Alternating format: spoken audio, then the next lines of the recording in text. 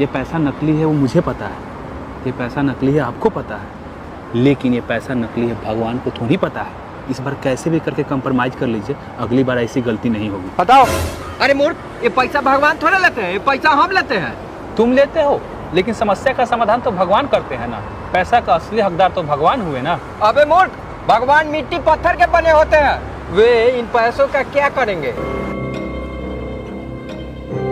तुमने भगवान के साथ जो महापाप किए हो ना, देख लेना तुम्हारे विनाश का समय शुरू हो गया है। देख लेना, नरक में जाओगे। भगवान मिट्टी पत्थर के हैं तो वो इन पैसों का कुछ नहीं कर सकते हैं। फिर तुम लोगों ने ये क्यों प्रचारित किया कि भगवान हर समस्या का समाधान कर देते हैं, उनके मर्जी के बिना पत्ता तक नहीं हिलता? क्या हुआ पिताश्री, क्यों शोर हो रहा है?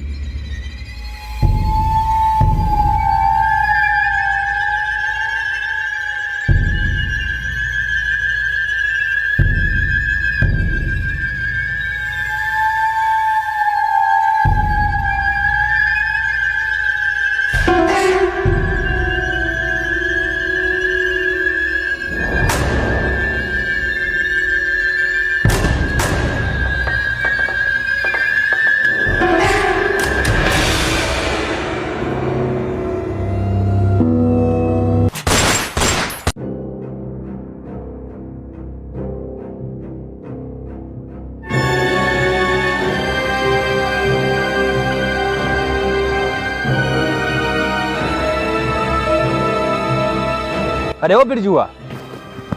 जी सरदार। आज मुझे फिर वही बुरा सपना आया, किसी ने फिर मेरे सीने में गोली मारी। सरदार, समझ नहीं आ रहा है आपको हो क्या गया है। गोली मारने की जगह गोली खाने का सपना देख रहे हैं। कब से कह रहा हूँ सरदार को, पड़ोस के गांव में संकट हरण भगवान रहते हैं, वहाँ सबकी समस्या का समाधान हो जाता है। जाकर एक बार दर्शन कर आइए। लेकिन सरदार हमारी बात सुनते ही नहीं है। हाँ सरदार, क्यों ना वहाँ जाकर एक बार देख लेते हैं। कहा जाता है जब दवा डॉक्टर काम ना आए तो भगवान ही मालिक है। शायद आपकी ये संकट दूर हो जाए। जब ऐसा बात है तो चलो चलकर ये भी कोशिश कर लेते हैं। हाँ तो अभी सो जाइए, रात बहुत हो गया है, कल सुबह जाइएगा।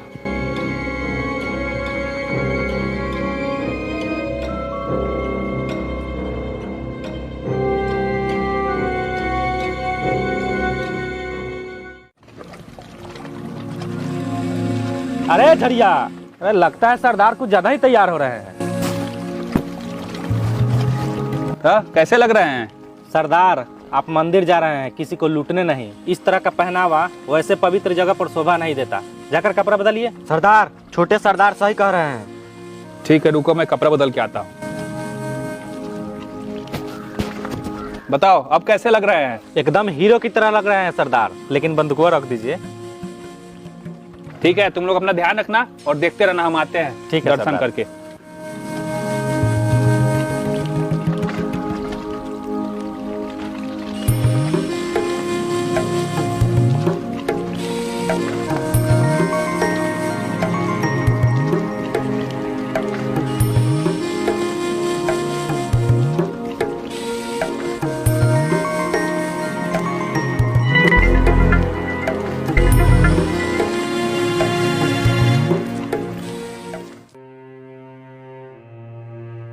हे भगवान, हमसे ऐसी क्या गलती हुई है जो सपनों में हमें दर्दनाक मौत का मंजर देखना पड़ रहा है। हम तो बस गरीब बेसहारा लोगों का सहारा बनते हैं। उनके हक अधिकारों पे, संपत्ति पे जो राज करते हैं, उन्हीं धन दौलत और संपत्ति को गरीबों को वापस लौटाते हैं। क्या ऐसा करना पाप है जो मुझे ऐसा सजा दे रहे हैं? भगवान, आपसे मेरी बस इतनी सी विनती है कि मुझे इस संकट से मुक्त कीजिए। अगर जाने अनजाने में हमसे कोई गलती हो गई है तो नादान बच्चा समझकर हमें माफ कर दीजिए।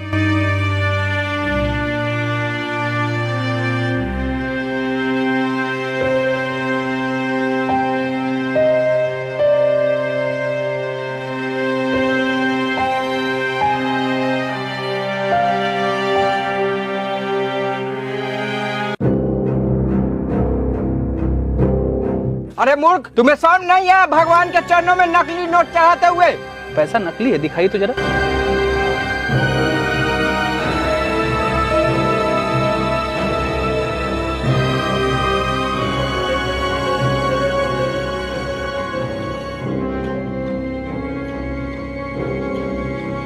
पंडित जी इधर आइए।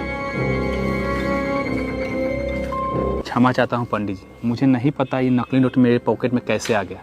लेकिन एक बात कहते हैं, ये पैसा नकली है वो मुझे पता है, ये पैसा नकली है आपको पता है, लेकिन ये पैसा नकली है भगवान को थोड़ी पता है। इस बार कैसे भी करके कंप्रोमाइज कर लीजिए, अगली बार ऐसी गलती नहीं होगी। बताओ। अरे मूर्ख, ये पैसा भगवान थोड़ा लेते हैं, ये पैसा हम लेते हैं। तुम लेते हो, लेकिन समस्या का समाधान तो भगवान करते हैं ना।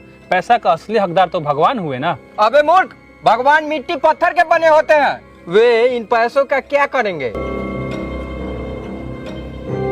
तुमने भगवान के साथ जो महापाप किए हो ना, देख लेना तुम्हारे विनाश का समय शुरू हो गया है। देख लेना, नरक में जाओगे। भगवान मिट्टी पत्थर के हैं तो वो इन पैसों का कुछ नहीं कर सकते हैं। फिर तुम लोगों ने ये क्यों प्रचारित किया कि भगवान हर समस्या का समाधान कर देते हैं, उनके मर्जी के बिना पत्ता तक नहीं हिलता? क्या हुआ पिताश्री, क्यों शोर हो रहा है इतना? पता नहीं कहां से आ गया मूर्ख जाहिल गंवारा धर्मी, जो भगवान पर सवाल खड़ा कर रहा है। चला जाए यहाँ से। तुम्हारी हिम्मत कैसे है भगवान पर सवाल खड़ा करने की? तुम्हें ये पता होना चाहिए, इंसानों में सबसे श्रेष्ठ है हम। हमारी बात हमसे नीचे रहने वाले लोगों के लिए वरदान होता है, उसे स्वीकार करना तुम लोगों का कर्तव्य होना चाहिए। चला जाए यहाँ से। यही शराप दे दूंगा, भस्म हो जाओगे।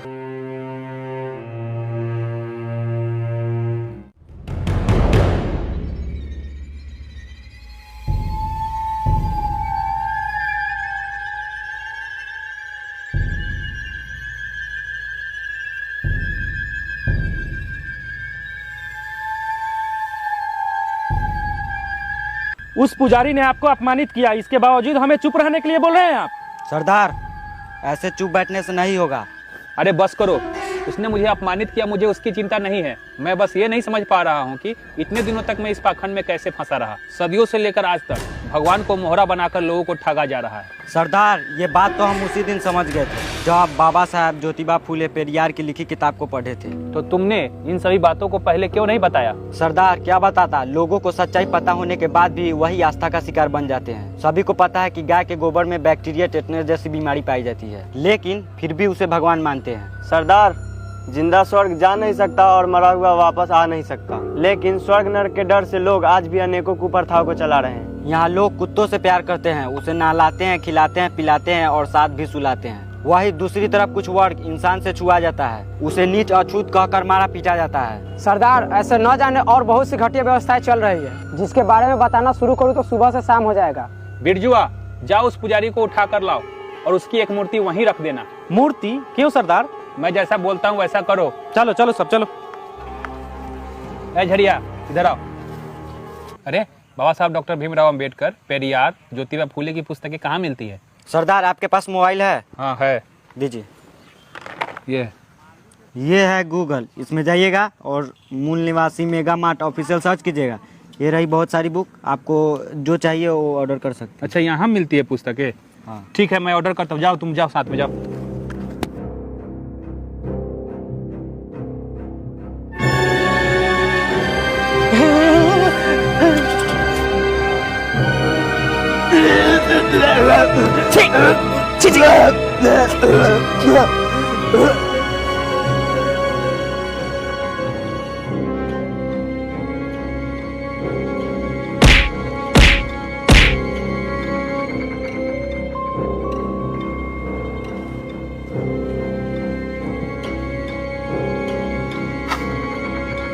सरदार, मैं आपको हाथ जोड़ता हूँ, मेरे पिताजी को छोड़ दो सरदार। मुझे आपको पहचानने में भारी मिस्टेक हो गया सरदार।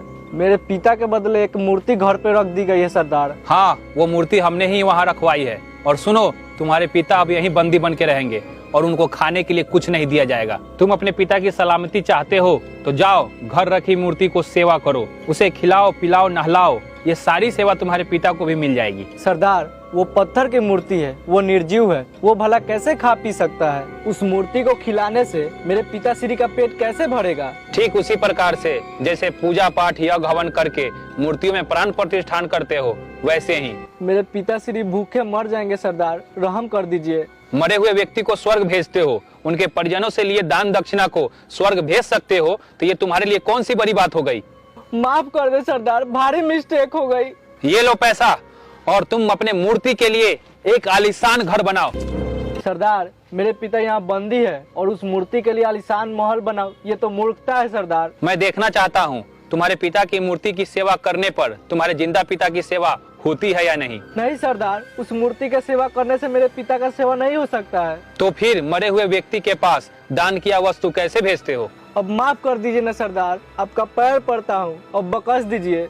अरे नहीं नहीं, मुझे बस इतना बताओ कि दान किए वस्तुओं का क्या करते हो तुम लोग, जैसे कि गाय, पलंग, कुर्सी, तकिया, बर्तन वगैरह वगैरह। वे सभी सामान हम अपने घर में रख लेते हैं। तो तुम लोगों ने समाज में ऐसा पाखंड क्यों फैला रखे हो? ये व्यवस्था हमारी पूर्वजों से चली आ रही है। इस व्यवस्था में बिना मेहनत किए हुए सब कुछ हासिल हो जाता है। सरदार आप ही बताइए, ऐसे बिजनेस का लत कैसे छूट सकता है जहाँ इंसान अपने बुद्धि विवेक का इस्तेमाल ही नहीं करता हो और खुद स्वेच्छा से हमें दान देते आ रहा है।